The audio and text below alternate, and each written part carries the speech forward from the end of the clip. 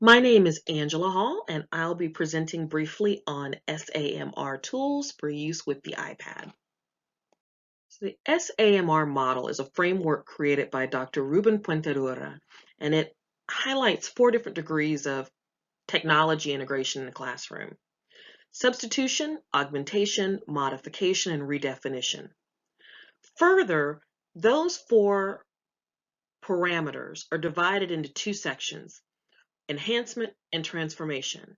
We're going to break down all 4 of those, explain a little bit about the transformative and enhancing aspects of those, and tie those into traditional taxonomy like Bloom's, and also make recommendations for applications to use in the classroom to enhance each aspect of the SAMR model. Enhancement is pretty straightforward. We're going to take a traditional tool and digitize it. Pen and paper becomes a word processor. A paper book becomes an ebook. Transformation is creating something entirely new that would be impossible without the technology. So we start with the first dimension, and that's substitution. We're directly substituting a digital process for a more traditional one. Tying this to Bloom's taxonomy, this would be remembering. So this is the time when we want to memorize, we want to read, we want to take notes. So the 3 areas that made the most sense to apply an application to for me were note-taking, reading, and memorizing. Evernote is an excellent tool for taking notes digitally. Overdrive Media has tons of ebooks in all types of genres, and StudyStack is a flashcard application that allows students to make their own flashcards. They can use images and even create games to help memorization. With augmentation, we've got a direct technological substitute for something traditional. Now, this is a functional improvement, a value add, if you will.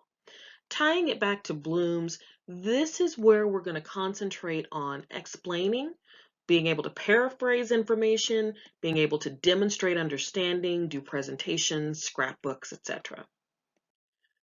The applications and processes that make the most sense here are presentation, journaling, and diagramming, and those very easily tie to programs that many of us are already familiar with: PowerPoint, WordPress for blogging, which is just another form of journaling, and diagramming. Infographics are huge in education and are very helpful and illustrative to students when they're learning material. Pictochart is a great application to do that. Next, we're in the modification step. Now we've crossed that bridge from enhancement to transformation. We're not simply duplicating traditional tools, we've moved beyond that into creating new output that wouldn't be possible without technology.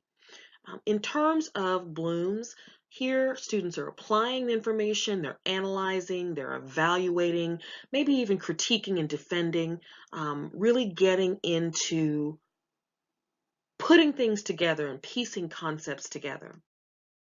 So being able to debate, being able to analyze crunch numbers, produce spreadsheets, and being able to survey and gather data and ask correct questions to get useful information.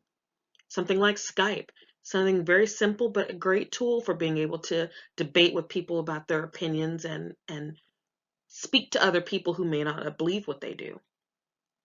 Spreadsheeting, obviously Excel, and something like SurveyMonkey as a way to take quick surveys for information to use later on.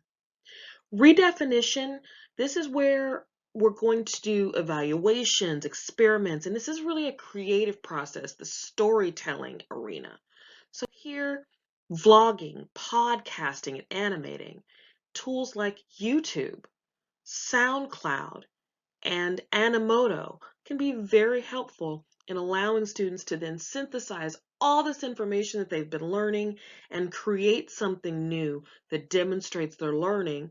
And it is a transformative aspect because none of this would have been possible without the technology.